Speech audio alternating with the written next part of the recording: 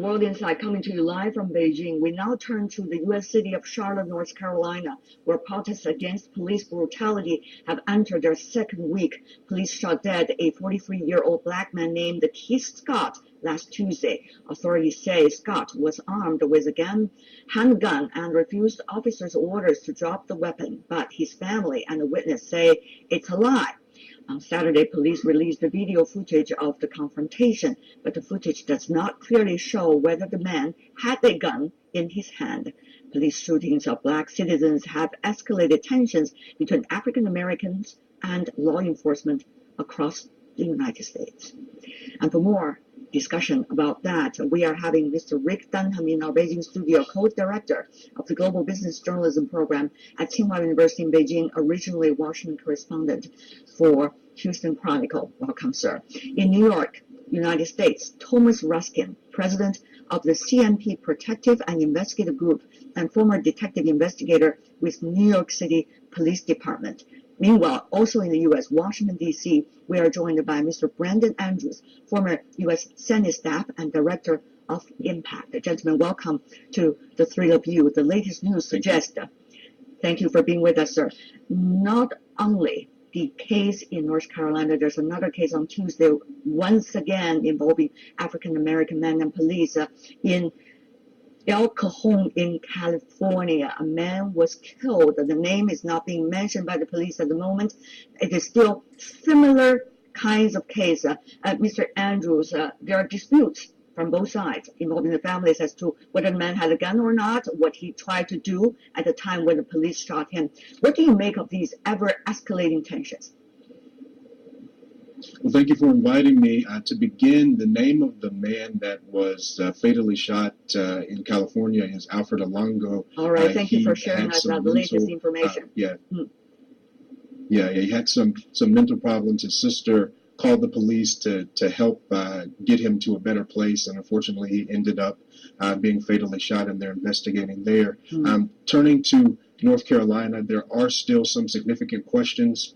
I think one of the biggest questions is why hasn't more police footage been released? There were police vehicles, of course, on the scene with cameras, dashboard cameras. And then the other question is, given the fact that earlier this year, the city of Charlotte, North Carolina, took the step in the right direction to require body cams to be fit on police, why weren't more body cams actually activated at the time of the incident, given the fact that it is the law there in Charlotte, North Carolina? So still some significant questions that have to be brought out. But the reality is that across the country, these shootings continue to happen. White Americans make up 62% of the population, but only make up 49% of the folks that are killed by police officers. Black Americans only make up 13% of the population, but make up fully 25% of those killed by police officers in the United States of America. And so that fact alone should be enough to push our country to create some policy change to affect these issues, and really without protest. Unfortunately, that hasn't been the case, and the protests are continuing. Yeah, we're going to ask you some details about the ways you have just suggested. Mr. Dunham here in Beijing, you're a journalist, and one of the things people talk about is the new technology, the smartphone in hand, everybody become one that can be a witness and take down what really happened. But is that really the solution, or has already become part of the conflict between police and those of the victims or of the victims' families? As how much can be released? What time will they be released? Will the smartphone be confiscated, or will they be handed over voluntarily by the people who had it? The answer is both. Smartphone technology is very important in two ways. Number one, it's a witness to history. You can see it is a perspective. It doesn't tell you the full truth, because it's like having 5 witnesses to an act, that there are different angles, different perspectives, but it is evidence, important evidence. Secondly, you have social media. So this doesn't take days, months, it doesn't take until a trial. It's out there almost immediately.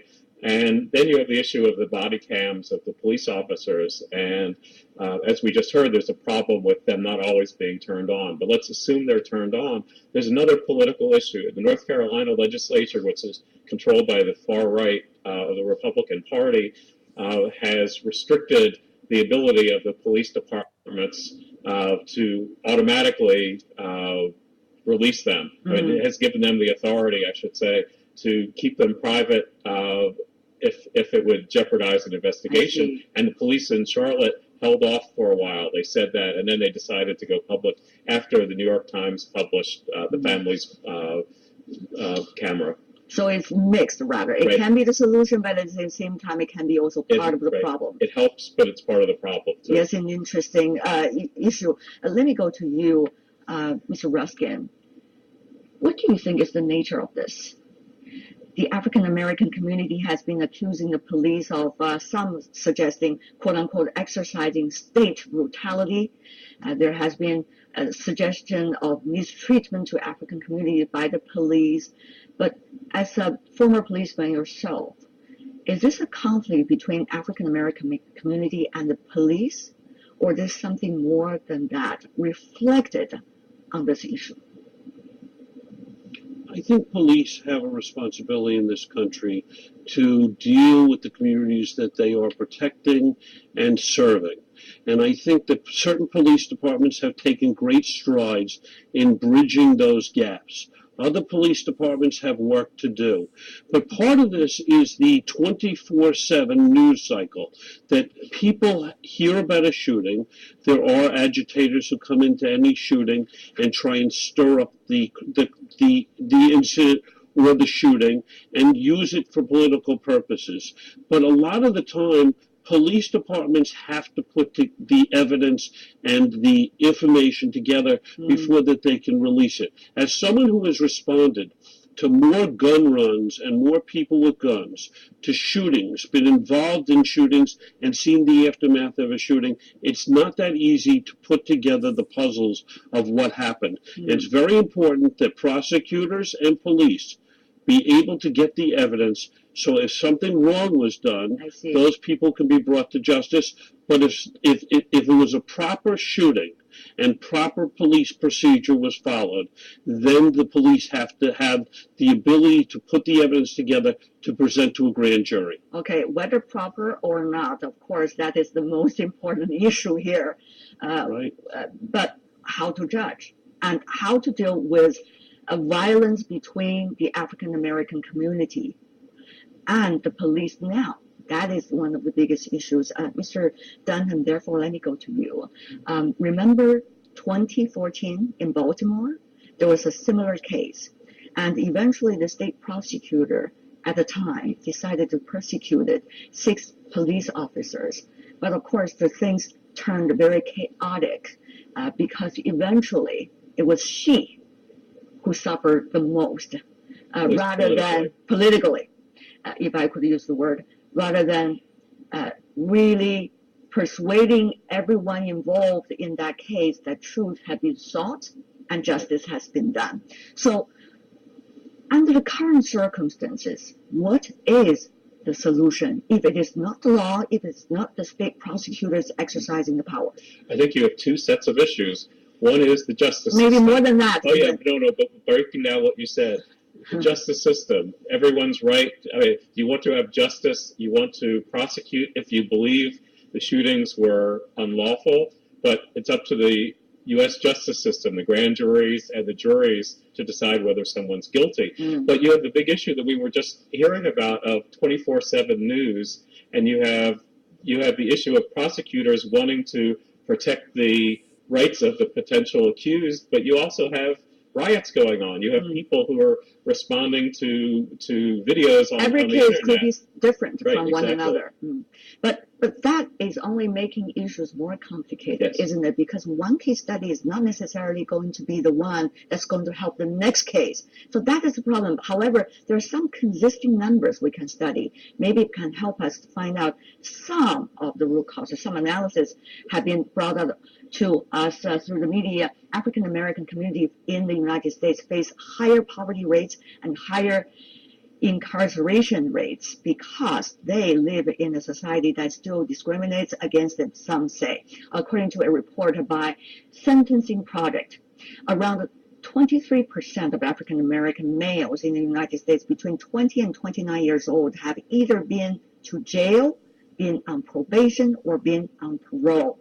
According to a report from Johns Hopkins University, 70% of Black American men under the age of 35 who have dropped out of high school have been criminally prosecuted.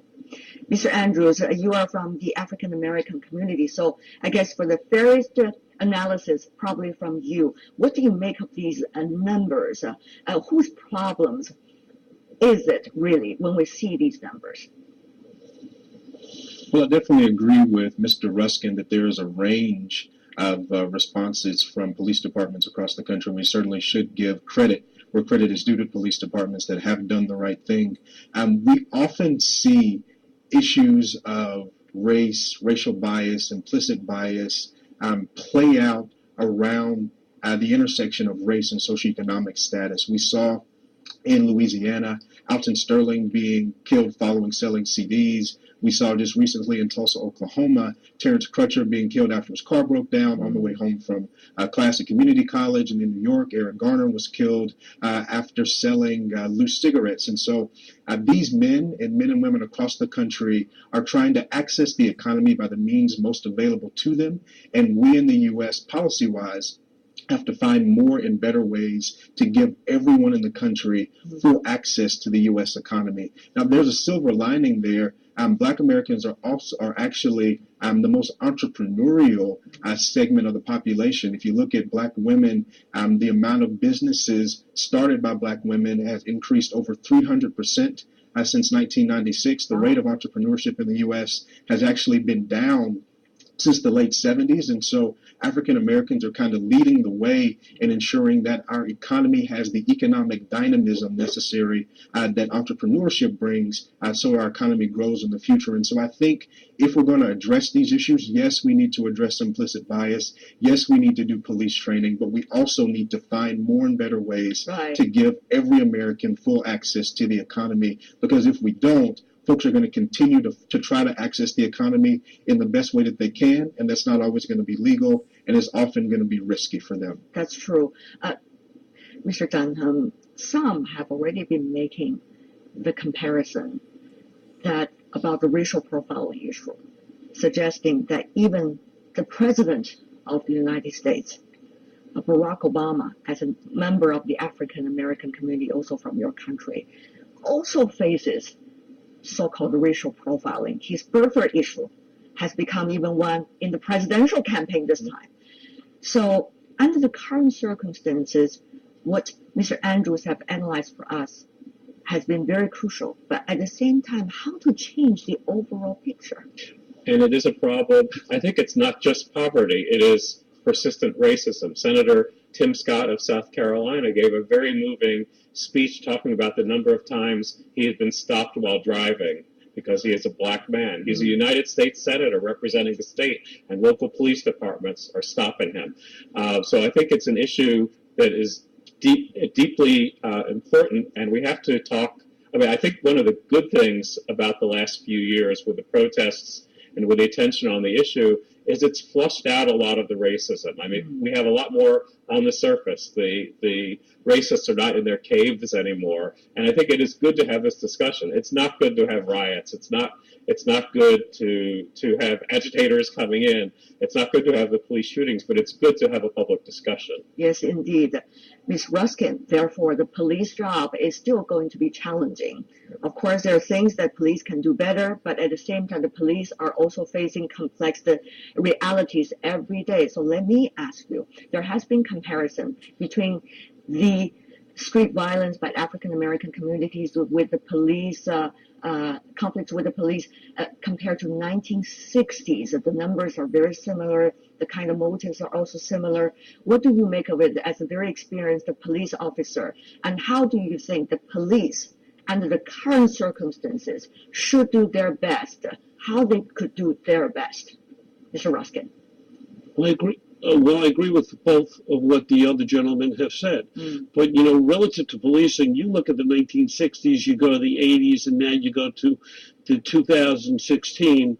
Policing has come a long, long way. We have body cams on the cops, not only to preserve evidence and to show possibly what happened. But that's not all. We've gone into, police departments have gone into communities